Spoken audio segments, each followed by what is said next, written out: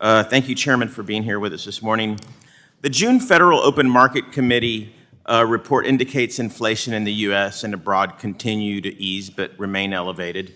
In response to the FOMC that has the proposed interest rate increases up until June 14th recommendations to pause interest rate hikes for the first time this year, research has shown that the effects of monetary policy decisions, like raising interest rates, can take, on average, 42 months to be realized fully in the United States, meaning we may not fully understand the effects of this first increase in rates of March 2022 until next fall.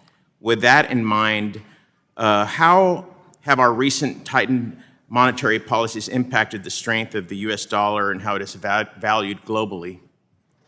Let me say that there's a lot of uncertainty around how long it takes monetary policy to affect real activity. There's no agreement on 42 months or any particular thing, and I think most people would say shorter than that.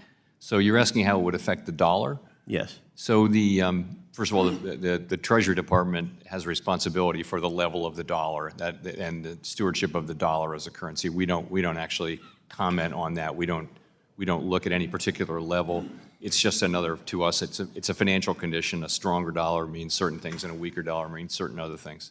But it continues to be a concern here in this committee. Also, Chairman, as you're aware, the Federal Reserve's core mission is to keep employment up and inflation down. Although I understand the calls for climate-related financial risk management from my colleagues, we should be focusing on the economic state of our country. The credit of the U.S. dollar is at jeopardy, and as you know, we've had global pressure recently, and we need to be sending a clear message that the world can rely on the full faith and credit of the United States dollar. We should be focusing on mitigating the calls to reduce dependency of the U.S. dollar. Monetary policy changes implemented in the U.S. are likely to cause a ripple effect throughout the global economy. With that said, would you agree that monetary policies to directly address climate change should be made by Congress and not the Federal Reserve, and implementing monetary policies and supervisory tools to exclude energy leaders from capital and financial institutions would have a grave impact on local, state, federal, and even global economies? A strong agreement around the fact that we have quite a narrow role in climate change, and really the important decisions about climate change need to be made by elected people, not by the Fed. Thank you, and I yield back.